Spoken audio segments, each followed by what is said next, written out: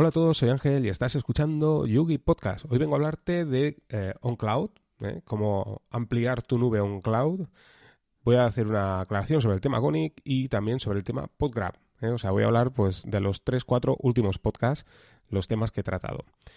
Vamos con el tema OnCloud. Bueno, uno de los problemas que me he encontrado a la hora de montar OnCloud respecto a mi servidor WebDAV que tenía hecho a pelo es que, como sabéis, el servidor WebDAV es muy sencillo de montar. Simplemente tienes que elegir un directorio dentro de tu Raspberry servidor o PC y ese directorio donde están esos archivos, pues, digamos, los estás compartiendo vía WebDAV, de manera que con cualquier cliente, desde cualquier máquina en remoto, teniendo ese cliente WebDAV, pues puedes ver, editar o crear nuevos archivos. Esto se convierte en un problema cuando lo haces directamente vía SSH, por ejemplo, dentro de tu Raspberry. En mi caso, por ejemplo, ¿no? Que es donde tengo montado el servidor. ¿Por qué? Porque, bueno, si utilizas el servidor WebDAV es sencillo. Simplemente te metes dentro de ese directorio, lo editas y listo. Y luego, pues a través de los clientes, pues verás la nueva versión de ese archivo modificado. Pero esto no funciona así en OnCloud. Si no lo sabéis, OnCloud tiene un directorio de configuración, también tiene el directorio donde están los archivos, también tiene pues algún directorio, bueno, tiene directorio de configuración también del servidor web, tiene directorio también donde están los archivos del control de versiones. En resumen, tú puedes modificar sin ningún tipo de problema la configuración del servidor, puedes modificar muchas cosas, pero los archivos no los puedes modificar. ¿Y por qué no los puedes modificar? Porque, bueno, como sabéis, OnCloud utiliza una base de datos, SQLite. Si lo dejas por defecto tal cual, si montas un MariaDB o lo que sea, pues bueno, tienes otro tipo de base de datos. Lo que quiero decir es que, a diferencia del servidor web de Apapelo, donde no hay ningún tipo de base de datos, en este caso sí que la hay. De manera que si tú modificas un archivo dentro de la nube OnCloud en el servidor, donde están los archivos de un modo transparente, o sea, tú puedes entrar ahí y verás los archivos que están en la carpeta de datos, ¿vale? De OnCloud, de manera que esto también hay que tenerlo en cuenta a la hora de utilizar un servidor OnCloud, Nextcloud, que no sea tuyo, porque si un usuario comparte contigo una nube OnCloud, Nextcloud, y no habilita el cifrado de la nube, porque hay una opción para habilitar el cifrado, creo que en OnCloud esta opción sería de pago a través de pues esta, digamos, licencia para empresas, pero en el caso de Nextcloud creo que también está, y creo que en este caso, claro, está gratuito. Lo que pasa es que nunca lo he habilitado. Sé que cuando lo vas a habilitar, pues te dice que vayas con cuidado porque, claro, esto ralentiza mucho el proceso ya que cada archivo que envíes pues lo tiene que cifrar en el servidor.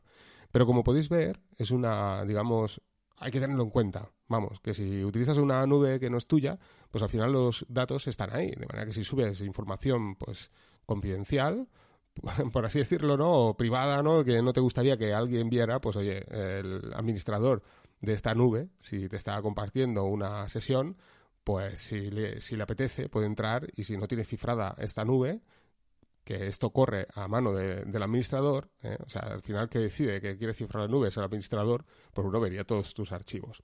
Pero bueno, me estoy yendo un poco del tema. El tema está en que si modificas este archivo en la nube OnCloud, pues OnCloud te va a decir que hay un error porque en su base de datos verá que ese archivo está modificado y no corresponde con... O sea, digamos, el que tiene que modificar ese archivo al final tiene que ser OnCloud, por así decirlo. El que gestiona ese archivo tiene que ser OnCloud. ¿Y por qué? Pues porque tienes un control de versiones que trae integrada la nube, tiene una serie de cosas, la indexación, por ejemplo, a la hora de buscar archivos en formato texto y demás, y digamos que ese cambio tiene que hacerlo OnCloud. Tú no puedes ir en tu servidor, que tienes, vamos a suponer, en tu Raspberry, ¿no? Como es mi caso, pues meterte en el directorio, igual que haces con WebDAV, y modificar un archivo. Pues esto no se puede hacer.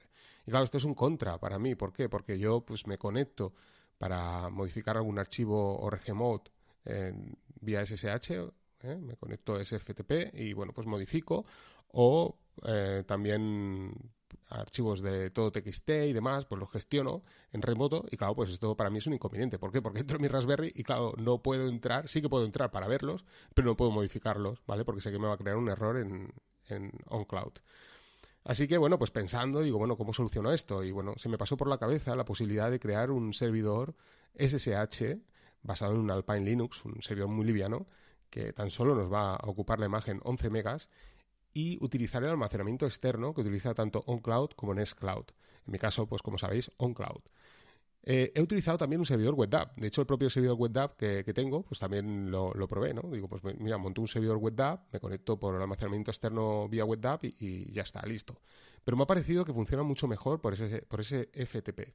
¿de acuerdo? Sabéis que a la hora de conectaros en el tema de OnCloud, por ejemplo, no incluye la posibilidad de conectarte a un directorio en tu máquina local. Esto sí que sucede en Nextcloud. Pero aún así me ha parecido muy interesante utilizarlo de esta manera porque, digamos, es como una especie de, iba a decir cortafuegos, o sea, como un muro, ¿no? Al final tú, en lugar de exponer todo tu servidor a través de OnCloud, por ejemplo, imaginaros, os podéis conectar vía SFTP y conectaros a vuestra máquina en local, donde está instalado este OnCloud. Y tú, pues, determinar qué directorio quieres que sea el que se agregue dentro de tu nube OnCloud. Pero sí que es cierto que a nivel de seguridad, si lo piensas, dices, ostras, vale, que las contraseñas quedan, digamos, ocultas a la hora de introducirla dentro del servidor OnCloud, pero sí que es cierto que si alguien accediera, pues podría cambiar la ruta de ese directorio y tendría acceso a la totalidad de todo tu servidor. Entonces, pues no sé, a nivel seguridad me ha parecido muy interesante el poder crear un servidor SFTP, o sea, en este caso mediante SSH y conectarte vía SFTP, donde puedes compartir los archivos, donde ese tráfico va a estar cifrado y bueno, pues eso, tú eres el que eliges qué directorio compartes con tu nube OnCloud. Y es lo que he hecho, al final, pues buscando en un repositorio en GitHub he encontrado un desarrollador donde había creado un Dockerfile súper interesante, muy sencillo, y bueno, pues lo he construido, está en el Docker Hub, tanto la versión para MD64 como la de ARM. Si estáis interesados también construiré la de arquitectura 386. Y nada, y funciona fantástico. La verdad es que, claro, se levanta instantáneamente, consume, o sea, nada, cero, ni de CPU ni de RAM, y funciona genial. También, pues mediante un comentario de un oyente del podcast en el grupo de Telegram, donde me preguntaba cómo poder crear un modo de poder sincronizar archivos dentro de tu red local entre máquinas donde el tráfico fuera cifrado, que alguien en tu red local pues no pudiera tomar esos datos y poder ver el contenido de todo aquello que se envía, ¿vale? Entre cliente y servidor, que todo podríamos utilizar, pues mira, tan sencillo como montarte este contenedor súper liviano, súper sencillo y poder compartir cualquier directorio que tengas en tu máquina y luego pues eso, remotamente en el cliente montas mediante SFTP una carpeta, un directorio y bueno, pues accedes a todo el contenido, ¿de acuerdo? Por defecto, igual que hizo el desarrollador, porque ponía en inglés, le puso una contraseña por defecto que era Enter the Matrix, entrar en la Matrix, pues bueno, yo le he puesto entrar en la Matrix, pero esta contraseña podemos cambiarla sin ningún problema, ahí explico en el artículo cómo hacerlo, y lo que sería más conveniente, aquí sí, en lugar de utilizar usuario y contraseña, el usuario sería root, la contraseña, pues lo que te digo, entrar en la Matrix, pero lo ideal sería hacerlo pues con el intercambio de llaves, ¿de acuerdo? O sea, pues esto, añadiendo al servidor la llave pública del cliente y así no tienes que poner ni usuario ni contraseña y es mucho mejor, ¿de acuerdo? Así no tienes que poner usuario y contraseña, es todo más seguro y luego pues como harías con cualquier tipo de servidor SFTP o por SSH, mejor dicho, pues deshabilitas la contraseña, ¿de acuerdo? Pero bueno, de salida, si está dentro de tu red local, tampoco vamos a complicarnos mucho la vida. Al final, pues esto, ¿qué puede haber expuesto mediante este servidor? Pues únicamente ese directorio que nosotros hemos elegido dentro de nuestra máquina local. De manera que, bueno, pues sería una especie de muro y ya os digo, funciona perfecto. ¿Qué puntos positivos tiene todo esto? Pues al final, por una parte, lo que os digo, a nivel de seguridad, pues bueno, está bien.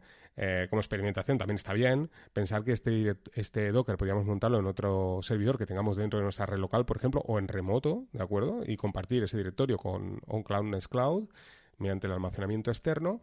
Y por último, todos los archivos que están dentro de ese directorio que estamos compartiendo con este servidor mediante SFTP con OnCloud o Nextcloud, además tendrán el control de versiones. O sea que está genial, ¿de acuerdo? Digamos que OnCloud Nextcloud se encarga de tener nuestro control de versiones de todas aquellas archivos, notas, lo que queramos meter dentro de este directorio. Así que genial, ¿de acuerdo? Es una forma de pues ampliar mucho más nuestra nube OnCloud Nextcloud.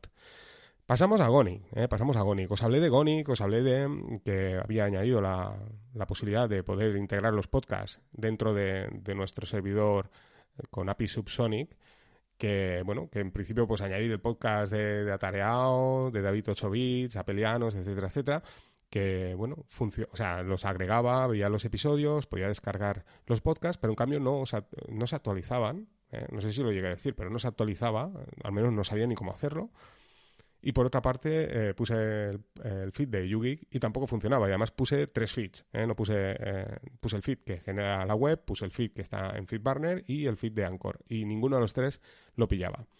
Luego, pues a posteriori probé pues, con diferentes canales de radio, de noticias, donde se van actualizando periódicamente las noticias y, por lo tanto, los podcasts, para ver si se actualizaba y tal, y veía que había algunos que no funcionaban bien. Así que me puse en contacto, como os comenté, con el desarrollador con el que había creado esta extensión, ¿no? Por así decirlo, dentro de Gonic, porque no lo ha hecho el propio desarrollador que hizo Gonic, sino ha habido una persona que ha colaborado, que ha añadido esa nueva funcionalidad dentro del servidor Gonic.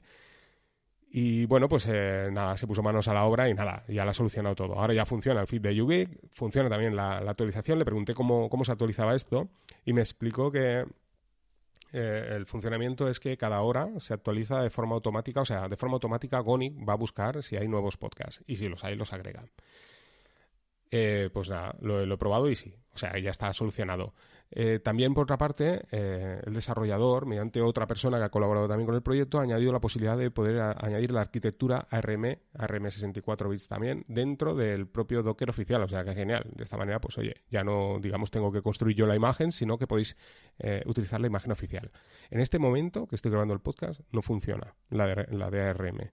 Yo he subido una imagen que sí que funciona, ¿vale? Para arquitectura ARM, pero bueno, ya me he puesto en contacto con el desarrollador enviándole el log para que solucione este problema. De manera que, bueno, sería genial porque yo siempre prefiero que haya un contenedor oficial, una imagen oficial, porque así no, pues tienes siempre la última versión. O sea, por una parte, no tengo que estar yo pendiente de si hay una nueva versión, si puedo solucionar o no el problema, y de esta manera, oye, de forma automatizada, cuando el desarrollador implementa una nueva funcionalidad dentro del propio servicio, pues oye, ya lo tienes disponible al instante en todas las arquitecturas, ¿no? Que yo creo que es la mejor opción.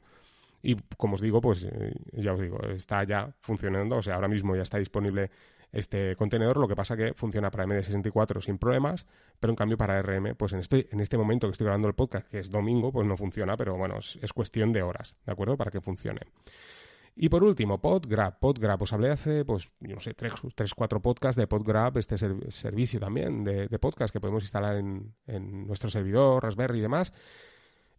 Bueno, le echo un vistazo, digo, bueno, a ver qué han añadido aquí de nuevo, si hay alguna cosa nueva, y bueno, van con el pedal del acelerador a fondo.